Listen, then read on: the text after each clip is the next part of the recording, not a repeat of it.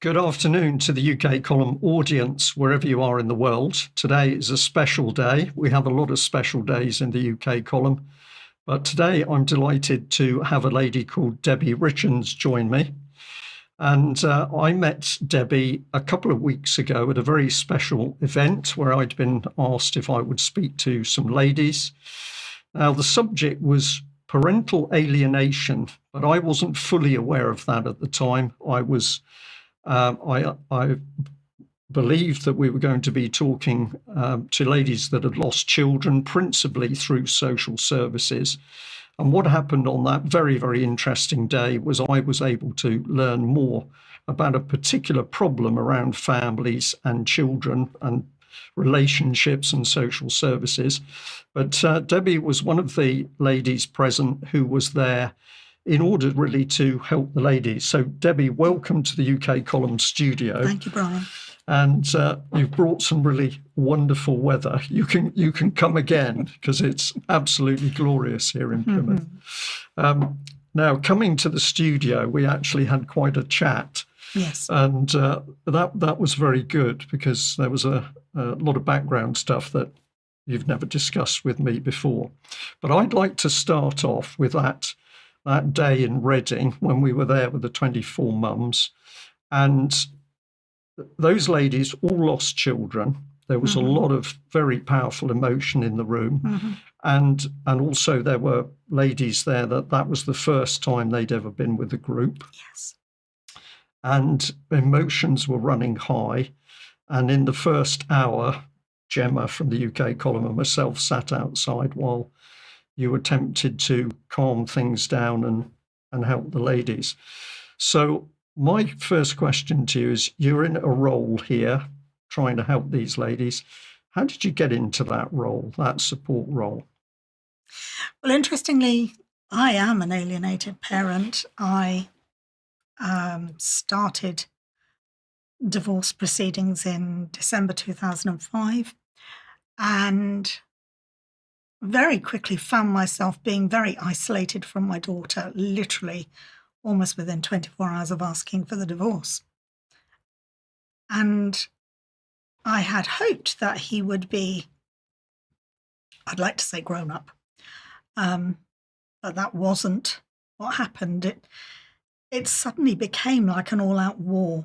There were other people involved, and I was becoming more and more isolated, not really understanding what was going on, seeing the levels of abuse being ramped up, and I chose to leave because he'd become an alcoholic and he wasn't dealing with the alcoholism. And after 18 years, I was really struggling with how that was doing. I had been making my very best effort to get to my daughter's 16th birthday. In my head, I had grown up as a child of a broken family, and I didn't want that for my daughter at all costs. I didn't want that for my daughter, and I stayed, and so many times I wanted to walk out the door, but I didn't. I stayed. I made the best of it. I did what I could to keep it all on an even keel, but when you're dealing with somebody who is not prepared to deal with their own grief and their own emotions, that's actually really hard to do. So alcohol was his salve, but it became much worse. And within 24 hours, I had my daughter telling me she wanted to live with daddy, which was such a shock. I wasn't expecting that. I thought we'd be grown up. I thought we'd share those things between us and work out how we were going to do it.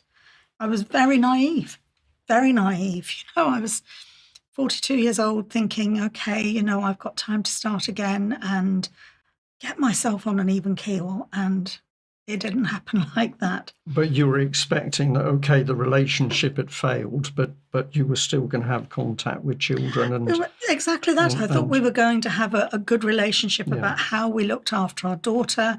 And I trusted because I wanted to trust, and it's even now that makes me really sad that I was so vulnerable. I didn't see what was happening. And I didn't understand the nuances of grief at that time. We were all brought up with grief is death. We weren't brought up with grief being loss of relationship, disconnection from children, loss of home, loss of security, loss of marriage, all of these different entities that were losses. And I was being told when I moved to Newbury, I was being told by a GP in Newbury that I was a neurotic divorcee and to go away and take my pills. And actually, unbeknownst to both of us, I was extremely ill, and that was driving my emotion. So my physical body was driving the very heightened grief that I was experiencing. And as time went on, I learned a bit here and a bit there through different things, but counselling kept me stuck, kept me on this hamster wheel, and it actually eventually pushed me into complex PTSD, and I was very, very unwell, whilst at the same time caring for my mum-in-law who had Alzheimer's, caring for my own mother who was very, very ill, and grieving my father who died of breast cancer. So I was in a really poor state, because in the background to all of that, I was still living with this post-divorce abuse. And it was becoming more and more ramped up until in 2015, my daughter actually slandered me to expel me publicly from her wedding just after my eldest grandchild. Without any explanation? There was no explanation, and it wasn't actually until I discovered that my mother had frontotemporal dementia, and she'd had it then, that I realised that might have been the trigger, because she had just had the baby, and we organised a day where she was living in Tame at the time, so I was going to drive from Berkshire to go to Oxfordshire to pick her up, to take her to visit Gran in Gloucester. And I was going to do the driving so that she could concentrate on looking after herself and the baby. And the day before, I was told, you're not wanted. We don't want you there. I'll go on my own. Of course, I had no idea about my mother's frontotemporal dementia. Nobody did. And I can only imagine that my mother stood up for me. I can only imagine that my mother stood up for me. She was, in her later years, she became very, very vocal about the treatment she'd seen me live through. And it pained her greatly. But the frontotemporal dementia made her more aggressive. And that had been seen on her scan when she had her stroke in 2012, but they hadn't told the GP. So for 8 years, she went without any support.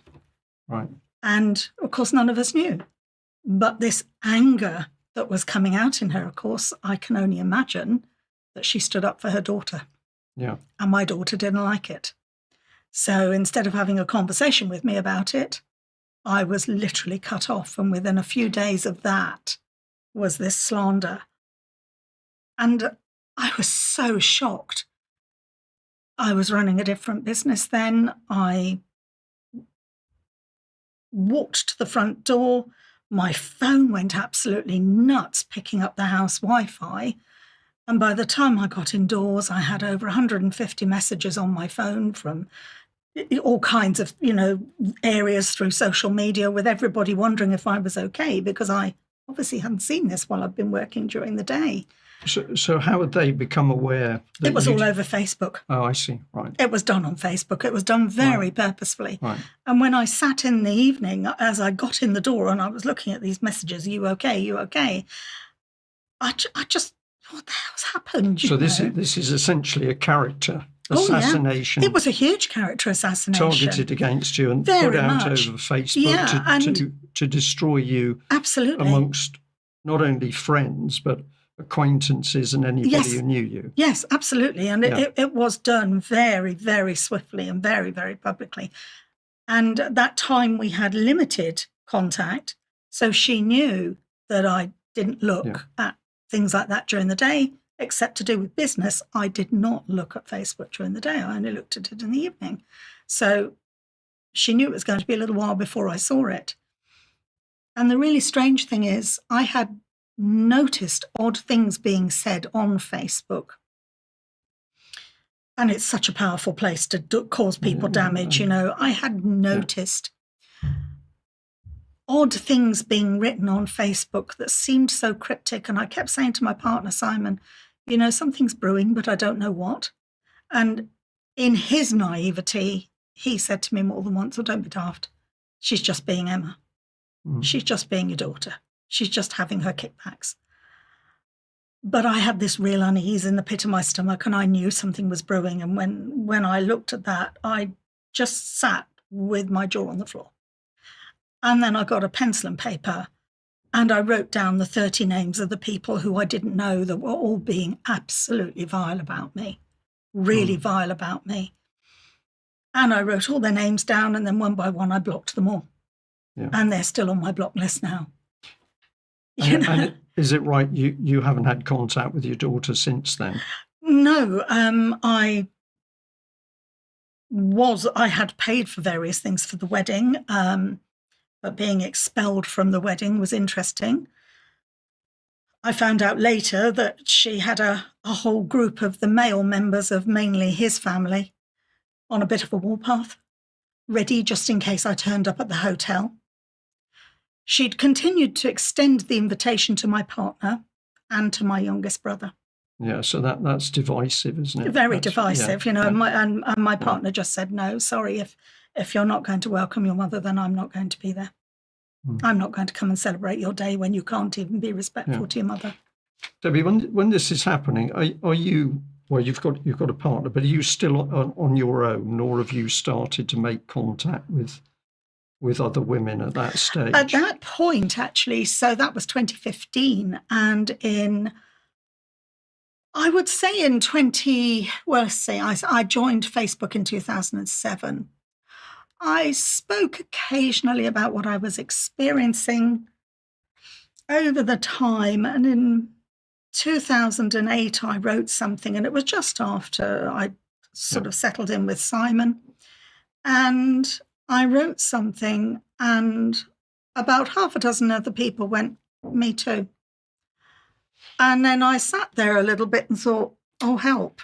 And this is that you write that out of nowhere you've been alienated from your family. At that point, I was writing about the rocky road of trying to have a relationship with somebody when you didn't understand the behaviours of the other people that were there, the ones who were supposed to be caring for her emotionally and mentally and physically, when her mental and emotional state was so angry from nowhere, because this was not a child that was angry growing up. Yeah. So the impression I get is you can't define it properly in your own mind. So you're searching for answers as to what's actually happened. And then when you post comment about this, other women start to get in contact with you. And men as well. Right. And people that I had connected with on Facebook through various different communities started to all say "me too." And as time went on, that became bigger and bigger. And then I met another mother come grandmother who was being expelled from her family for whatever her misdemeanor was. And at the same time, we had both been exploring all the groups that were popping up on Facebook. Right. And there were, at the time, very few UK groups. In fact, at the time, I don't think there were any UK groups that I had found. Just tell us the dates roughly when. So that would have been 2012. Okay. 2012, 2011, 2012. But what there were large groups, and I mean large groups, 4,000 and 5,000 strong of US, and mainly US groups. And the anger and the vitriol and the pain was just overwhelming. And did those groups have a name for what they believed they were experiencing, or was in the US they use the term estranged rather than alienation? Right. But in the UK the term alienation is used, and there is a distinct difference between alienation and estrangement. But a lot of people in the US still use the word estranged. So alienation is when an adult has the care of the child, but uses language that deters the child from feeling safe to speak for themselves. Right. So they shut down, they stop saying that they love mummy or daddy, they stop saying that they want to spend time with mummy or daddy, because they soon learn that every time they express that they do love that person and they want to be with that person, there's a problem. There's backlash of some kind. Yeah. There's a behavior of some kind, whatever it is. And I've heard of so many different types of journeys that people have had. And then estrangement essentially is when the older teenage or early adult child has to come away from the family because they cannot cope with whatever the dynamic of the family is. So their own safety is moving away from that. So it's a very distinct difference, because they are older, they are able to make a more conscious decision about what they're doing. Yeah. But young children don't have that ability. Right up to mid-teens, they don't have that ability. Right. You just dropped it in very quickly just now, but you said this is not just women. No, it's not. So men describing these events happening to them as well. All the time, all the time. And I'd been working with a lovely chap some years before all this kicked off for me, and he lived apart from his young daughter, who he absolutely adored. He was the loveliest person. He was wonderful when he had her with him. And he ended up living in his car because, as a result of fights through the courts, the cost what it was costing him to do what he needed to do to try and have a relationship, but also because he'd been living with his mother, and his mother died. Right. So then he lost his home as well, and he ended up living in a car.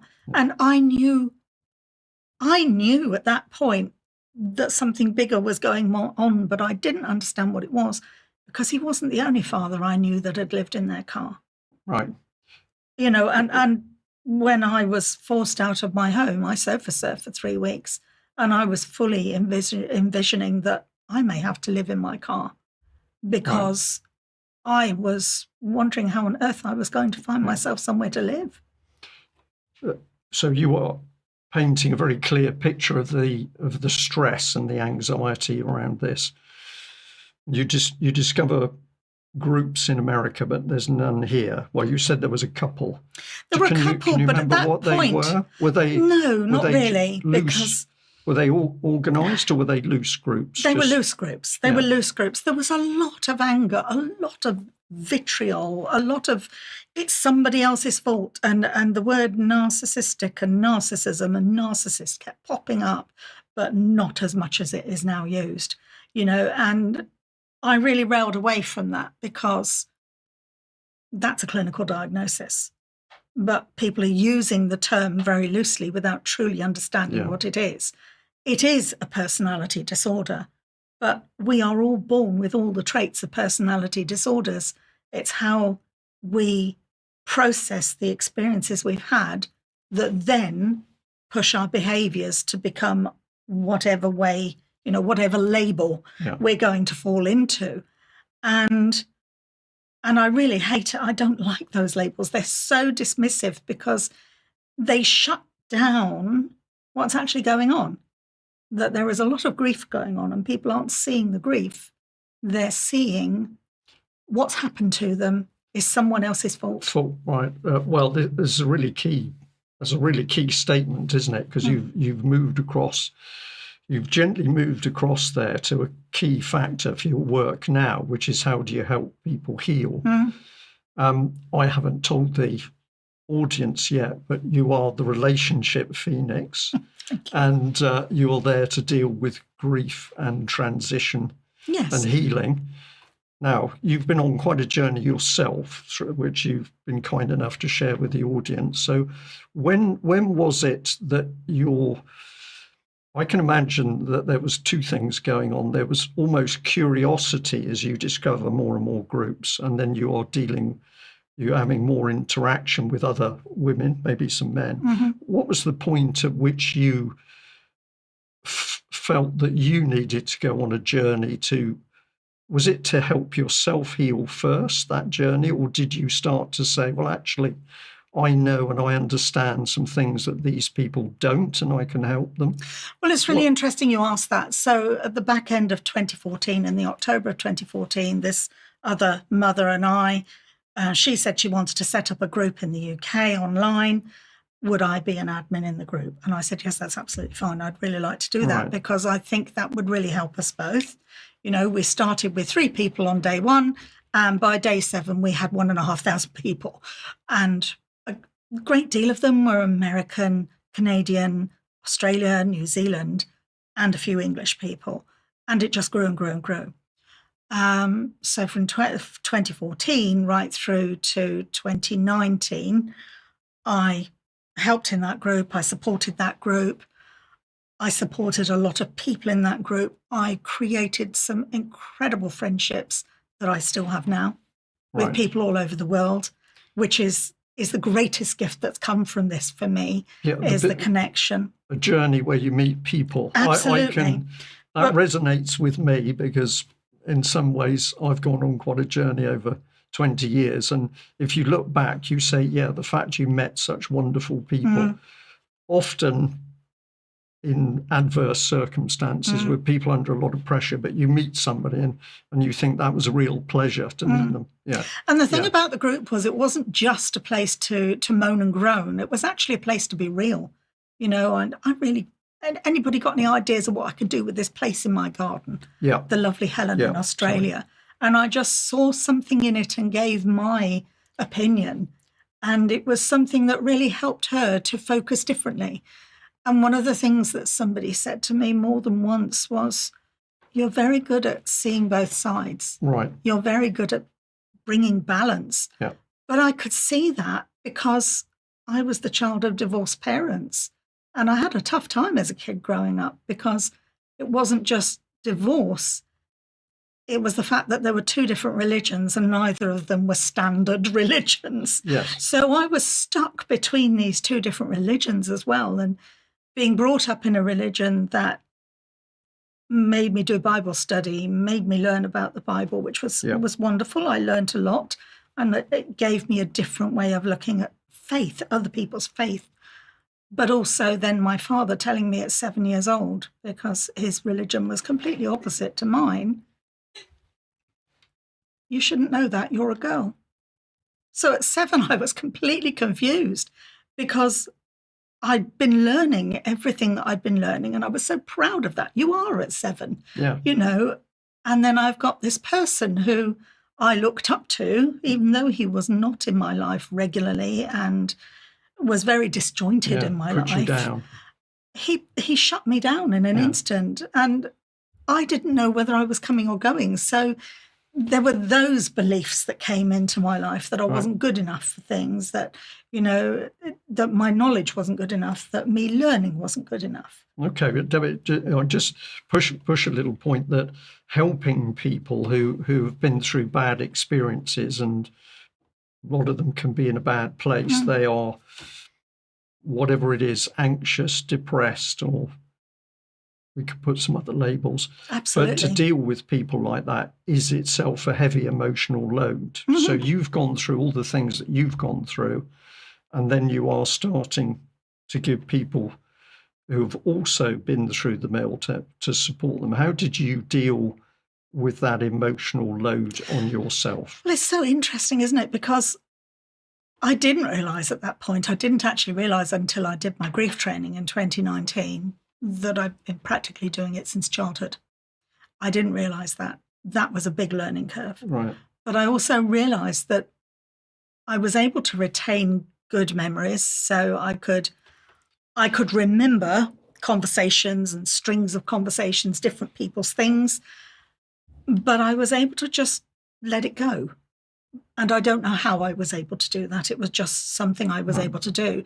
So I wasn't carrying everybody else's baggage because I had enough of my own. Yeah. I had the post-divorce abuse, the sick parents, the business I was running, my own health issues.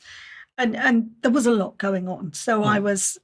I didn't have the capacity to hold on to everything that was theirs as well. And that actually was in my benefit because it allowed me to be more focused on them when I needed to be. And that few years with the support group actually really helped me to hone that skill. Right. Were you getting some formal counselling training at that stage? No, I or- wasn't. No. So I'm actually not a formal counsellor. I chose not to do counselling because of Right. my own journey and how difficult that had been Right. and how dismissed I'd been by the GPs. Yeah. Because actually, most of the times they dismissed me, I had serious health issues going on, and it was the health issues that were making Right. everything worse. So in 2018, I became, or 2017, I became, no, even more than that, actually. 2016, I went to visit Jane Jackson in Bristol Grandparents, which was the group that I had found online. Can we just explain that a little bit? Because you've talked about alienation affecting men and women, but it also affects grandparents. Oh, it does. Yeah. It affects every member of the family, basically. So in 2015, I became a grandparent for the first time. It was the year my daughter slandered me and just literally just shut the door on our relationship with no conversation at all. I tried to beat that door down and then, can we please have a conversation? And there was nothing. It was, the term now is crickets. It literally was. It was crickets. And it was very tough. He had a stroke, my ex, 2 weeks after her wedding. I had been told by his cousin, who is one of my closest friends. I sent a message to say, I'm really sorry. Can I do something to support you? Can I do something to help? And I was told it was my fault and I wasn't wanted. And I was thinking, how is it my fault? It's been 10 years since we've been apart, How is it my fault? Yeah. But anyway, that's a whole other journey. And so there's been no real relationship. And I just thought, I'm struggling now as a grandparent because this is a whole new nuance of emotion. And I'm really struggling with this and nobody's understanding. The GP's not interested. The counselling had pushed me into PTSD, into complex PTSD, and I was a mess. And I just thought, okay, I've got to find out if there's any other support. And I found Bristol Grandparents. At the same time, I found Hendon Grandparents. So Bristol Grandparents is run by Jane Jackson, and Hendon Grandparents was set up by Lorraine Bushell. Both of them have been given gongs, for their services to grandparents. Right. And they're very well deserved because it is not an easy journey supporting grandparents, and a lot of them much older than me. I'm 61 this year. So who have a completely different mindset because they're a different generation. So their beliefs around family are very different. It's amazing how 10-year age gap can make a difference in your beliefs because of the way we were brought up, and a lot of those people were war babies. So they were still scrabbling with the losses that had happened in the war to their families. So there was that impact as well. And so do they sit you down to help you, or do you sort of learn through they're meeting working groups with them that you start to they're mainly they're support groups. Mainly they're places to come together to in those days more so, they were places to come together and to be able to share your story with others that understood you. Right. Rather than telling you, you're going a bit loopy, you're imagining it, they're there. When they grow up, when they get married, when they do this, it'll all change, which are all the things we've been told. Or, the other nugget that we're all told is, well, you must have done something wrong. Well, that's a very common one across all of the cases where mums and dads have lost children. Yeah. Somebody somewhere at some stage will, suck in some breath and say, well, there must be something there. Yeah. And it is. And it's really funny, actually. I call it the Jamaican because it was part of what I grew up in, the culture in Reading, was all the different cultures. But one of the things the Jamaican girls did was, before they said something really unpleasant to you, so I call it the Jamaican breath. And it, that was, it was, you just sort of, you'd be like the rabbit in the headlights. You'd sit there and you think, I'm telling the truth. And everybody's telling me I'm a liar. Yeah. But I'm the one who's lived this. Yeah. You go through this and you learn these experiences. At what stage then does your help, I'm not going to use the word counselling, but your help to mums, dads and grandparents who've gone through, what stage are you starting to work fully as a... So in 2019, somebody to help? Yeah, and 2015, I had a car accident, waited for the payout. In 2019, it came, so I paid to go and do grief training. Okay. I thought, I'm going to use this money for something really powerful for me. And I had met somebody through business networking who was talking about this grief training, and everything she was saying just made absolute sense. Right. And I was listening to what she was saying. I was reading the back of the book that they taught from, and it was like somebody lined up all the dots. And it made sense to me for the first time in a very long time. It was layers and layers and layers of grief. Every single little experience where there was detachment, where there was abandonment, where there was this push away, it was all grief. And understanding that allowed me to make such a difference in my world then. So I went off to do the training because I'd said to So that you're training, but that helps you unpick your situation, which puts you in a better place to help other people. That first 2.5 days, we had to do the process at speed. Right. What we would take other people through over 8 weeks, we did in 2.5 days. So you can imagine it was full on. But within 24 hours, I was already changing my mindset. I was already thinking about the understanding of forgiveness and apologies, and actually being able to express and acknowledge my feelings in a really powerful way. Yeah, instead of having it all locked away. Yeah. And instead of being dumbed down by everyone around me who was uncomfortable with my emotion, and so would just shut you up instead, which was what I experienced constantly. And the grief training made a massive difference. So I came away from the group that I was adminning in, and I started putting the feelers out to help people with grief. So initially, my thought to do that was, at that time, I had been running a grandparent support group for a year. I was becoming more and more involved in learning about grandparents that were also disconnected from their grandchildren. Yeah. I spent a fair bit of time going around the different groups. So I went as far as Worcester, to a group in Worcester. I went to the group in Hendon several times and have become quite close to several people there. I went to Bristol a few times. There is I believe there's still a group in Oxfordshire, funnily enough, in the town that my ex-husband was born in and I lived in when we were first married. Right. The irony of that did not escape me. That was most bizarre. So I was going out and visiting all these other groups to learn more about the grandparents and to learn more about my place as a grandparent. Right. I was quite young compared to most of them. And the more I was learning, the more I was understanding the levels of grief. And I was trying to explain that to people, but they weren't getting it because they just weren't ready to hear it because somebody else had done them a harm. And they couldn't get past that they might have had a part to play in that harm.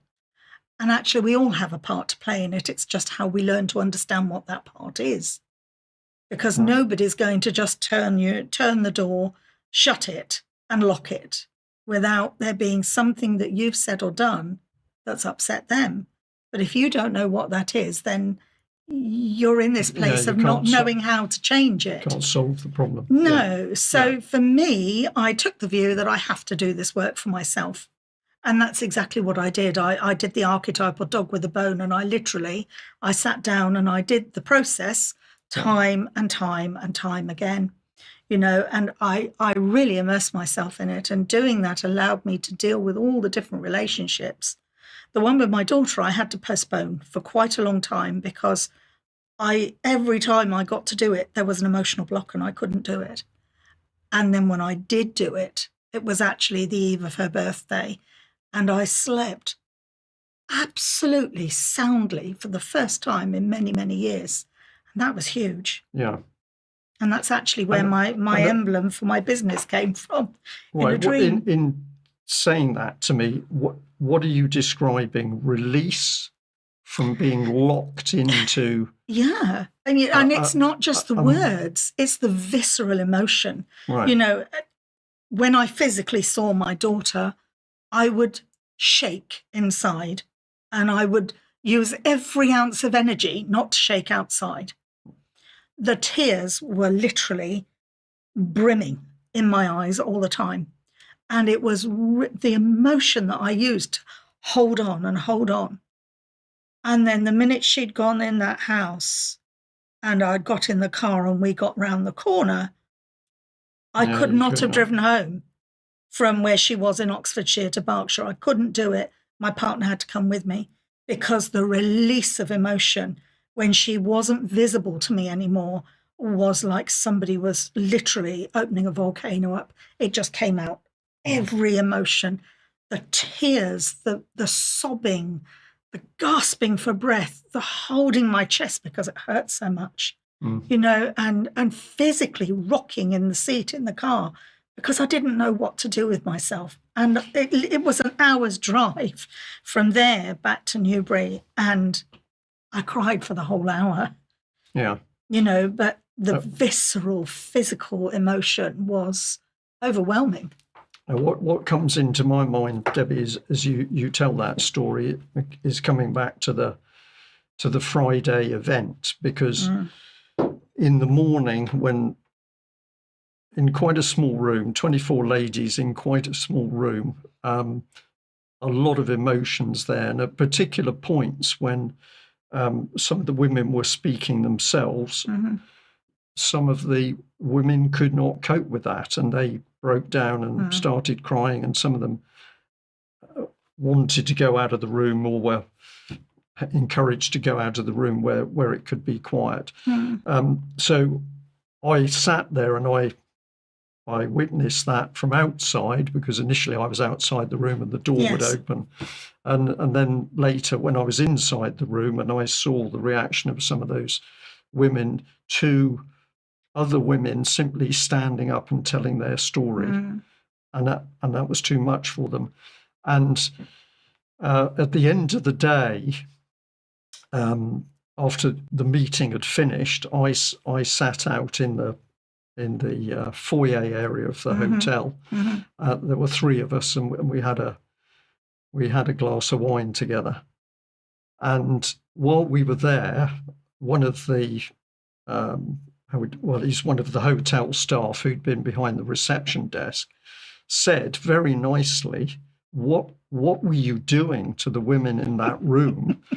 And we answered, "What do you mean?" And he said, "Well, because this morning the door kept opening and another woman who was crying and very distressed came out." Now, we're smiling about this because there is a little bit of black humor about it. Yes, hugely. But it was very interesting. And we didn't actually give him any detail, but I think one of the ladies I was with said, "Well, we're trying to help them." Yes. But that was for me, and Gemma as well. We were there in that room and we saw what was happening to those ladies. And of course, at a particular point, you stood up and said, "Let's do some exercises to try and calm some of that emotion down." So I presume that what you did in that room was part of your training. Yes. What I did was actually I created an anchoring process for them to find a happy emotion, find, a place where they could learn to love themselves again, but to give them a little taster of how they could do something for themselves relatively easily. Yeah. So I brought them all a small rose quartz crystal, which was in a heart shape. Yeah. And I got them to hold that in their hand and just send the love to that hand. And then I got them to create that ball of energy and to pull it into them and to feel it within their body. Because had somebody done that with me all those years ago, I would have been able to cope with that car journey in a much better way. Yeah. Because I would have had a tool of some kind that would have allowed me to calm and center myself. And it did calm the room to a large extent as we moved on and things were discussed. Other emotions came to the surface, but Yes. it was clear that did make a difference. Are we allowed to say at this stage that, of course, that charity, and you can tell me a lot more, but that charity specifically works to help women who have gone through this type of alienation, and they are at the bottom. They are at the bottom of the pit. In many respects, yes. Yeah. I met the lovely Rosalind at the European alienation practitioners event that was held by Karen and Nick Woodall, who are very well known for their work within the law courts with children and reconciliation of children with parents and parental alienation. Yeah. And at that time, I'd been reading Karen's work avidly. She writes the most amazing blog. And I had learnt so much from her about the dynamics of it, about the psychology of it, right, and the behaviours of different people within the parameters of what goes on. So the parents, their siblings, etc., and the ones that are being alienated. So at that point, this ticket was free. Because it was the first time this event was being held. That was 2018, and I went to it, and I sat there in tears for the whole weekend with my friend who had come from another group that I'm in. We'd met there, and she and I we filled a little notebook. We both had a notebook, and we filled it with notes. The whole event was around people who were practitioners in the field from America, from Canada, from Europe, from London, from all over the world. And there were legal people, solicitors, and it was presided over by the then leading judge of the UK for the family courts, who was retiring. So, there was a lot of good, solid, structured evidence, good, solid, structured language, and good, solid, structured education. And I literally sat there feeling like somebody was pulling a string of flags out of my chest with all the different words I'd been experiencing and never been able to fully acknowledge. Yeah, because somebody else is bringing they were on that stage saying all the things that I'd been experiencing. But they were talking about it from the family court's point of view, and I really was rabbit in the headlights. Again, a massive learning curve. And that's where I met Rosalind. And I was a mess. I was weeping all over the place, and I don't know how many tissues I went through. I had a big bag beside me, and it was horrible. And she introduced me to the charity. And because I was a carer at the time, and I didn't have finances for myself, I didn't have an income for myself, because although I was running my business, I didn't have an income from my business because I was growing it. She gifted me a place. And that gift suddenly opened my world up to being in a room full of just mothers. And although at that point I was in many, many groups, and I had met a lot of men through this process, and it's heartbreaking. The stuff I've heard, it's heartbreaking.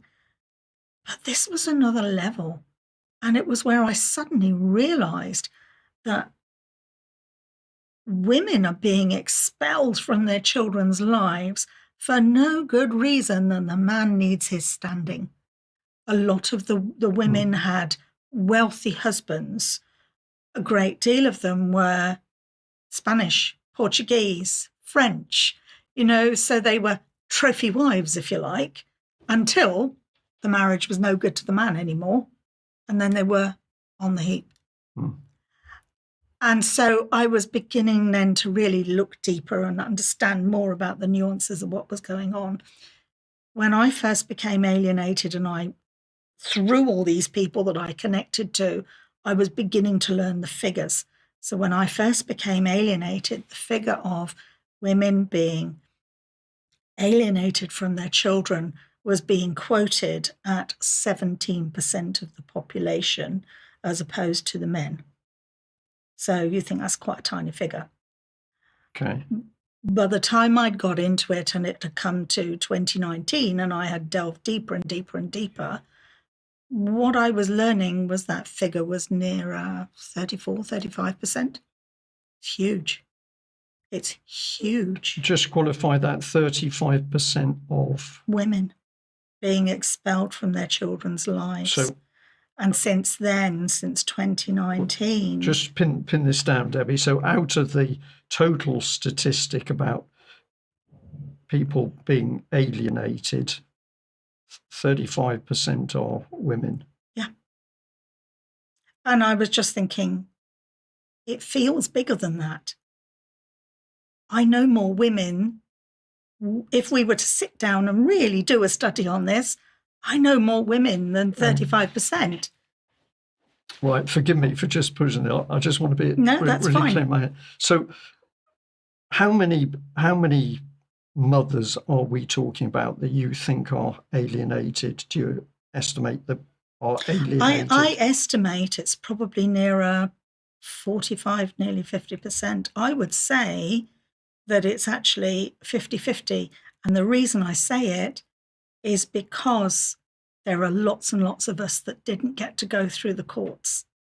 There are lots and lots of us that are just figures flying in the wind. Okay, right. When you give a percentage, what is that percentage of?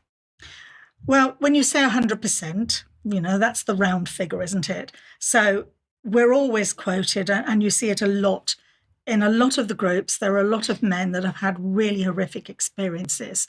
And in their mind, they're the only ones that are experiencing That's it. correct, And women are not experiencing alienation. Yeah. You don't know what you're talking about. Right. But actually, they're not listening to us because we do know what we're talking about. And we have masses of empathy for the men because of our own experiences. Right. So therefore, out of the total number of alienation cases, you're saying 35% women, but actually you think it's much higher than that. I think it's much higher than that because of the fact that so many of us don't go through the court process because our children are in their mid-late teens when we're going through our divorces.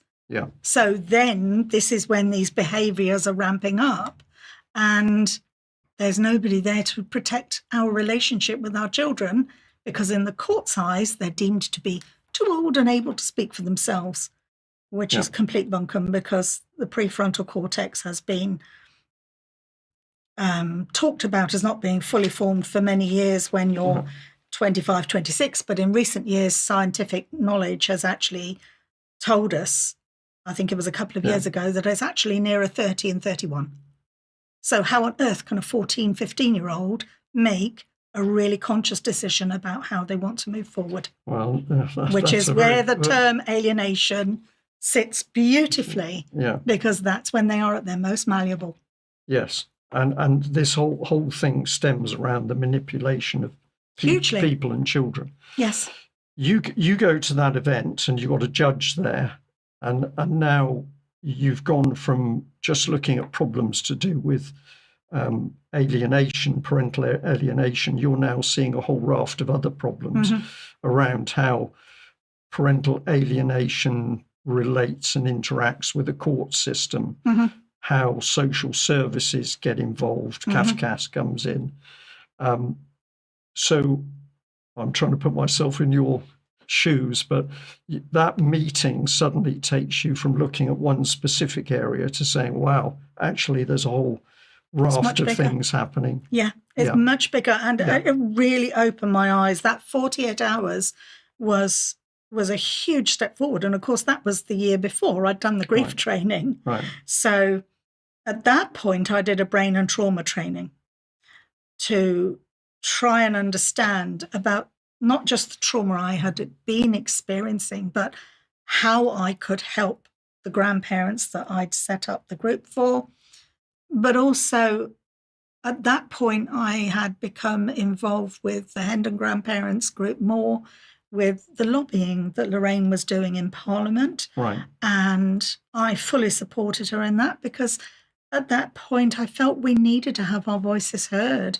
You know, there was a great swathe of older people who were dealing with this destructive grief that they just didn't understand. A great deal of them who'd had relationships with their grandchildren. They'd been the caregivers while the parents were working. They'd been the holiday givers. Yes. You know, they'd been the gift givers. They'd been that special person in those children's lives. And all of a sudden, they were literally cut off. Yeah. You know, and no real explanation as to why. And this, of course, a key thing for mums and dads. When this happened, they would have initially been in the place you were in. Who can I talk to about this? Because some people you go to talk to about it would dismiss you. Completely. No smoke without fire, and all the other things they say.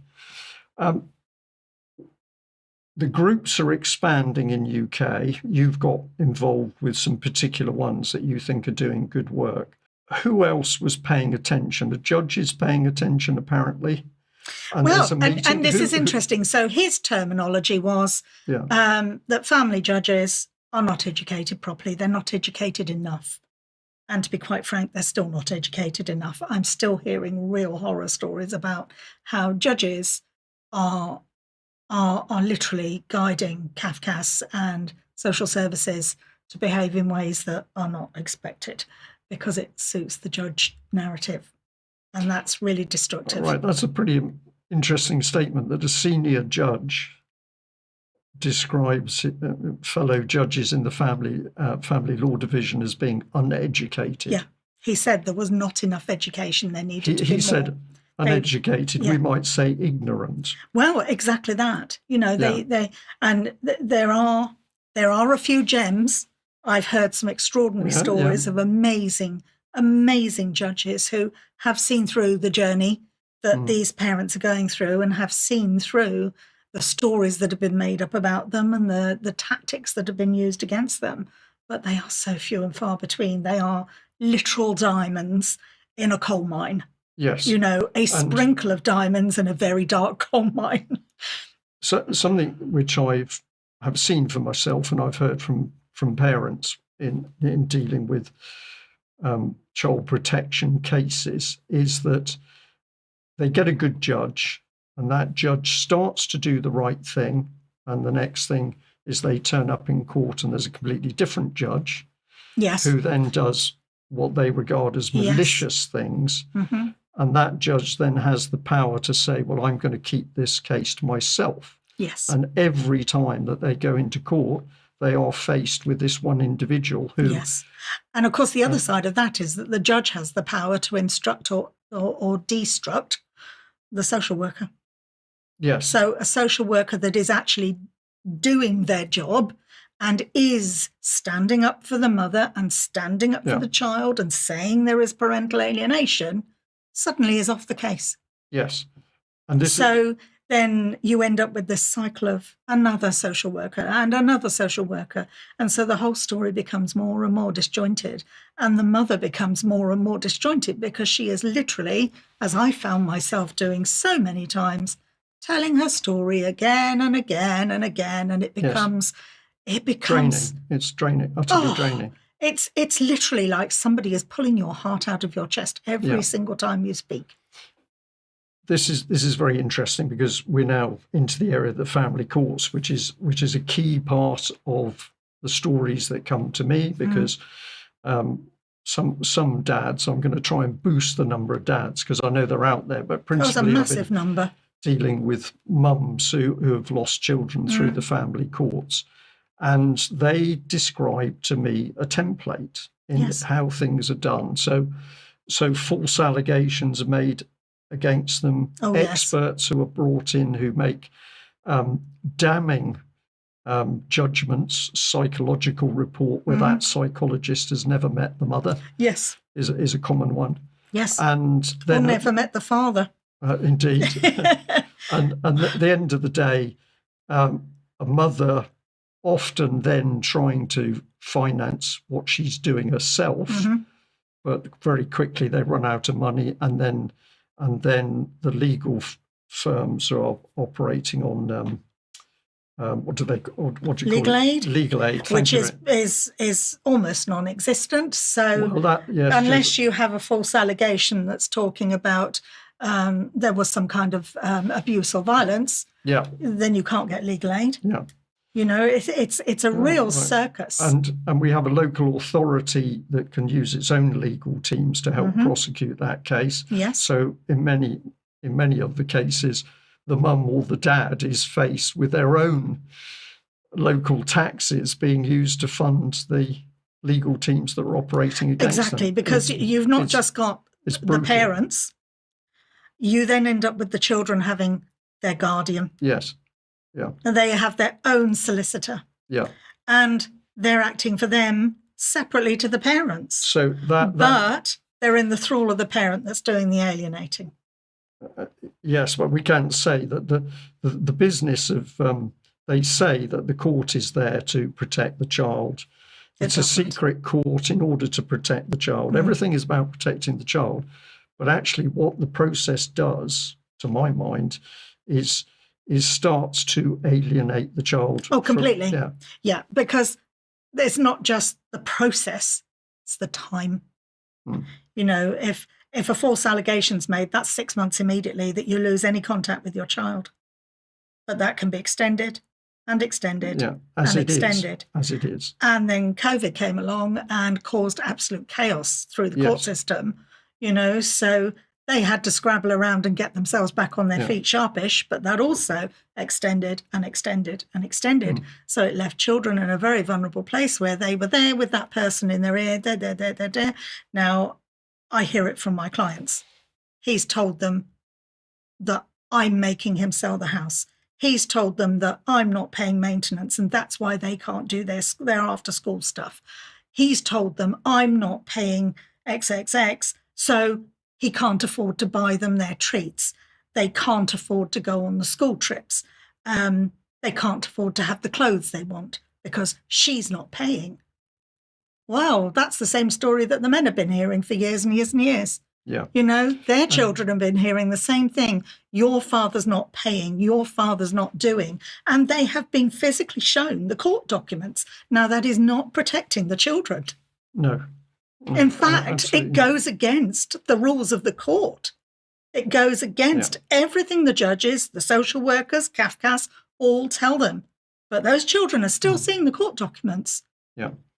This is something that was fascinating and absolutely educational for me in the meeting because, as I said at the beginning, I hadn't encountered parental alienation in this detail. If I was aware of something, it wasn't for me a very big thing. For me, it was always children being taken away under pretty vicious circumstances and abused. And then all of a sudden, for me, you described the meeting you went into, you took me into that meeting, and I learned from these mothers as to what's happened. When I put this picture together, I've been into court quite a few times with families. I will say in the days when you could actually get in as a Mackenzie friend. I am told more and more the courts won't allow you actually. No, allow I believe you in it's or if they harder. do. If they do allow you in as a Mackenzie friend, they won't let you speak. No. But I've actually been able to be in court as a Mackenzie friend and speak. So I have experience in court. I think I've reasonable amount of experience dealing with parents. I've seen the evidence. I've seen be careful what I say here, paperwork that they may choose to show me. And to me, it is impossible. The idea that this system is in the rotten state it is simply because of incompetence. I cannot believe this. It's orchestrated. Deliberate. It follows a template. Yes, it does. It's deliberate. Yes, it's deliberate. The whole thing is deliberate. And if it's deliberate, Debbie, what does that mean? Well, it means it's a lovely way for them to all get wealthy on the backs of people that they're destroying emotionally, and families that they're destroying emotionally, and children that they're destroying emotionally, who are going to be carrying that grief into their adult lives. And they are the teachers of our future, the doctors of our future, the police, the ambulance, the fire brigade, the scientists, they're the adults of our future, and they are all carrying grief that is not being recognised. I use the word baggage because a lot of people will understand that. But they're all carrying huge amounts of grief baggage that is destroying their emotional health. Yeah. And it's not mental health, it's emotional health. And that emotional health is then having an impact on their physical health, their weight. Weight. Most people don't realise that weight is an emotional problem. It's not an eating problem. The eating problem comes because you need to soothe the grief. Right. It comes because you start to care less and less for yourself. So you're not exercising as much. Right. So you're not burning off what you're eating. But it comes down to the mindset. It comes down to the baggage that's in here and the baggage that is physically held in the body. Lots of what I've learned along the way, feminine cancers, breast cancer, womb cancers, they're linked to family disorder. Yes. Diabetes is linked to family disorder. Fibromyalgia is linked to emotional distress and trauma in childhood. I had fibromyalgia disabling me at one point, and I had to walk around with 2 walking sticks, because I was so overwhelmed with fibromyalgia that didn't come out until I had the very severe surgery in 2007. And it was peaked by the distress and the stress that I was experiencing in the early days of the divorce. Yeah, this makes it's huge. Absolute sense to me. Eye problems, foot problems, back problems, heart problems. I've lost 3 great friends in the US who all had broken heart syndrome, and it is a thing. Broken heart syndrome is extreme stress and distress of the emotional variety that is not being tempered because there is no way to deal with it. And that's massive. So that, we have a heart, and around the heart there are 2 areas of tissue that are known as the heart strings. And you heard that phrase, they're heartstrings, pulling the heartstrings, and you often see with an elderly couple who've been together all their lives that they'll die in a very short space of time because they are broken-hearted. Yeah. That's what's going on. Those 2 strings of tissue physically break because the body can't repair constantly because it's under the stress and distress. So you're losing your sleep. So your body clock that has this little set pattern of repair can't repair. So then it stops repairing, and that part of the body suffers. Fibromyalgia, ME, stomach issues. I've lost count of the amount of women I know who are going through this who have IBS. Right. And it's not just a little something, it's chronic because they're being fed a pack of nonsense by the GPs because the GPs don't want to delve into the emotional stuff because they haven't got the knowledge. Right. So thank you, because you've now taken us round, because we started this discussion on parental alienation. We've now got to the point that the scale of it in this country was stick to this country. We know it's overseas, but the scale of it is so big that we are damaging the population. Hugely. We're certainly damaging the future population. Yes. And you've also said, and I absolutely agree with you, that if we look at what is happening through the child protection and court system, this can't be accidental. No. What's happening. No. So where have we come to? We've come to this very, very serious point where we're saying that actually families in this country are being attacked. Yes. Yes, the very fabric of families. Some of them destroyed, because some mums and dads, excuse me, don't make it through this process. No, it's quite horrific. And, we are being attacked by a system which is destroying relationships in the and it's not just destroying the first relationship, the parent and the child. It's actually damaging the whole dynamic of the family. Right. Because we also have all these beautiful families where there are same-sex couples, and because they have children sometimes slightly outside of the normal, because they have eggs donated or sperm donated or whatever it is, they take ownership of the child, and then the other one's left with the other child. So the siblings get torn apart as well. Mm-hmm. And I have many friends in that position as well. Right. Many connections that I've met over the years in that position. Yeah. So they're not only destroying a parental relationship and a grandparent relationship, they're destroying sibling relationships, and they're destroying cousin relationships. Yeah. Now, it's a massive dynamic. When I sat down and worked out for my daughter in the very early days just how many people she became directly disconnected from by being disconnected from me, that worked out to 13 people. Yeah. That were important in her life. And those just gone. Me, my brothers, her uncles, her cousins, her grandparents, her great-grandmother, and all of the other people in the circle, people that she'd known since she was a baby, that were suddenly not in her life anymore because she literally pulled the drawbridge down and cut off half of who she was. Yeah.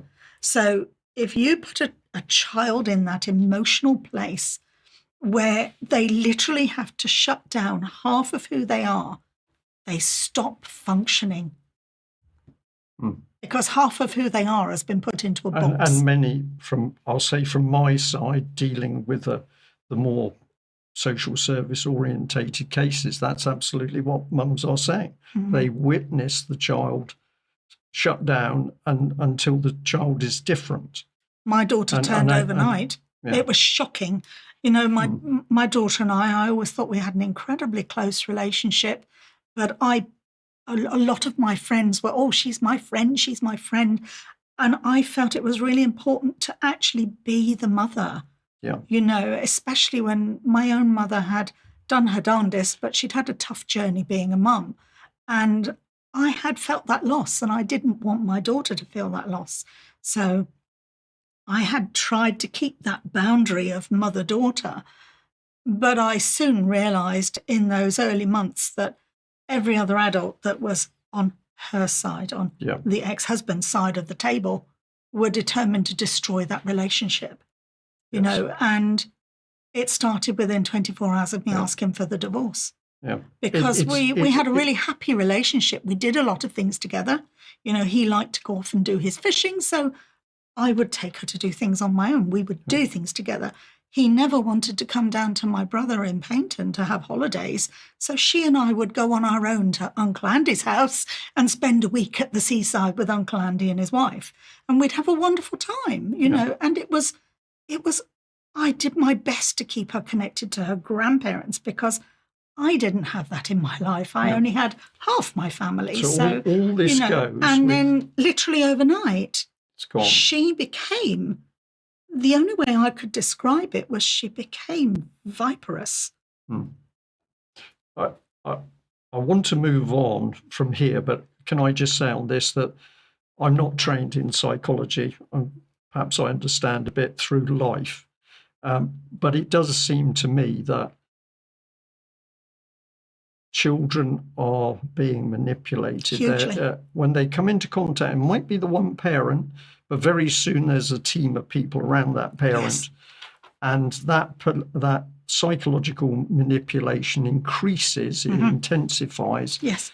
And it is unbelievably malicious. There is, it's so cold and calculating and destructive. Yes. That I still wonder where it comes from. You see the same techniques used across cases. You know, I can be talking to a mum and I might say something that's exactly what happened to me. So it is almost like we have a system. We're saying that its intent is to destroy families, but it's using techniques that I found myself saying, or asking myself, do they go in a classroom and learn this? Well, it makes you wonder, doesn't it? You know, and I don't know. What and the I answer have is, to add to that because as a child growing up in a single parent family, my mother, the support she had was a group called Gingerbread. Yes. And, you know, she had a couple of very long-term friendships that came from that. Very, very beautiful ladies who both had terrible times, you know, with what was going on. And she became more and more political in her voice in a way that I didn't understand because I was a child.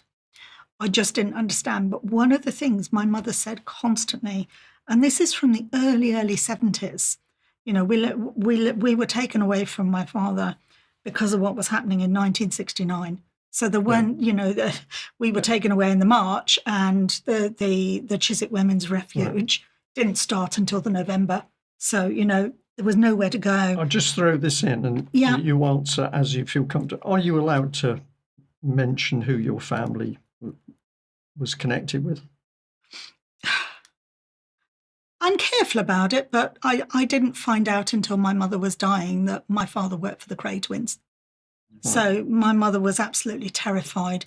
The police were always knocking at the door, and that was the buckle point for my mother leaving my father. Right. You know, there were four of us. We were born in 4 different homes because we were constantly moving.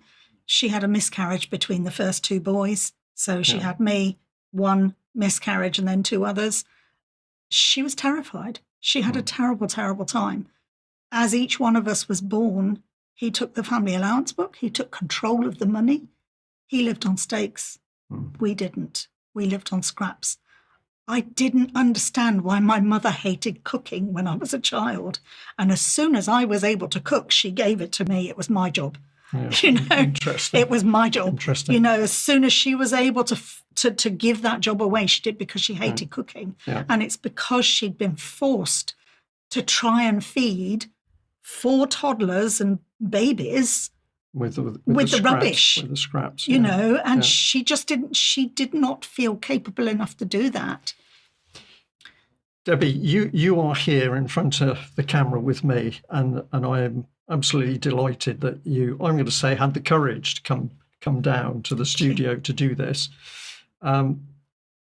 We're just about, I think, at a point where we should bring this one to a close. But something I want to ask you is you're here in front of the camera for men and women, mums and dads who are out there who know that they're in this kind of alienation process or are beginning to suspect they are. What would your message be to families who are coming to realize that they're in this trap? What would you say to them? Encouraging words. My own journey actually has taught me that looking within and learning who I am is the most powerful tool, because it has given me my voice. It's given me clarity.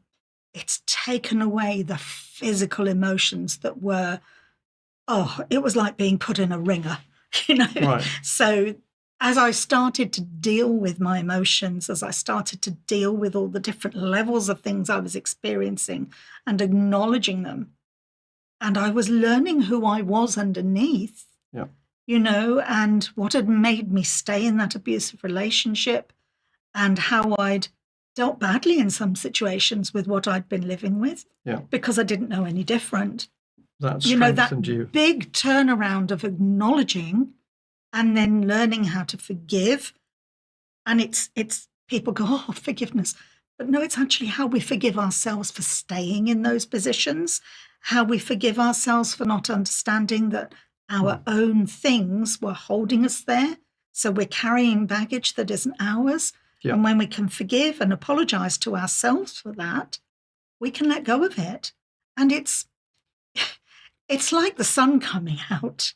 Right. And can I add the bit to that? And when you're letting go and the sun comes out, actually, you've reached a much better position to fight your case. Yeah, hugely, because you become more aware of your emotions. You become more controlled.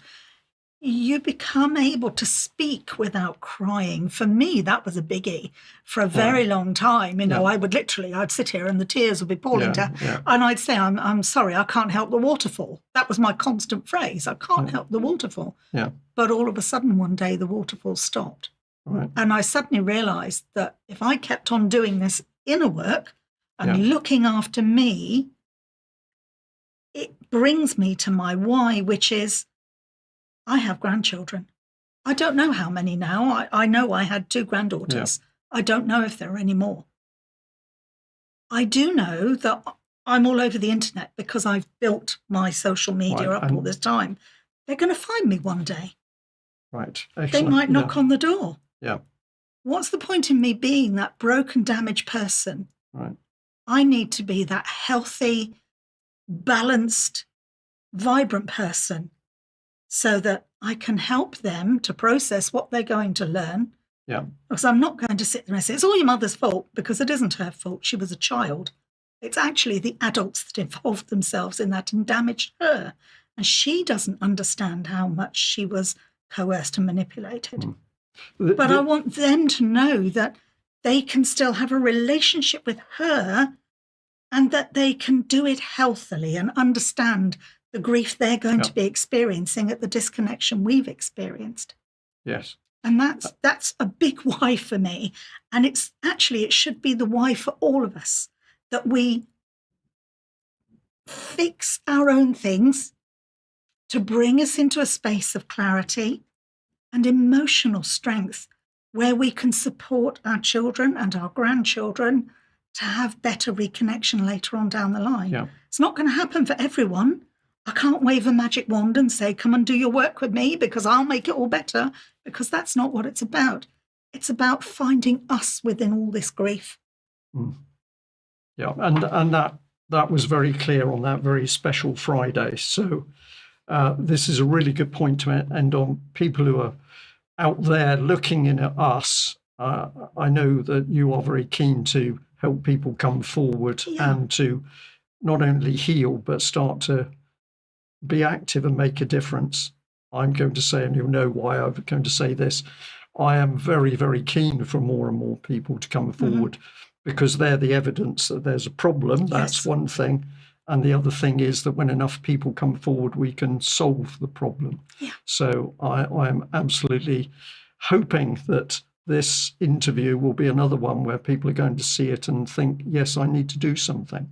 That would be wonderful, wouldn't it? It would be absolutely amazing. Yeah. You know, for me, if I can help another person to not have the absolute gut-wrenching journey I've had for the length of time I had it, you know, it was a very long time. Some of these people are only just starting on this journey. And, you know, there's an old phrase, you need to get your act together. Yeah. And the act is actually caring for yourself. Yeah. You know, you're not doing your children a disservice. You're not doing your grandchildren a disservice. You're actually doing them the greatest service by sorting out your own emotional stuff. Because the more you sort that out, the more clear you can become in the outcome you actually want. And that's being able to tell the truth. Helping other people as well, because that's the strength. Yeah. Exactly that. Debbie, thank you very much indeed. It's been a pleasure.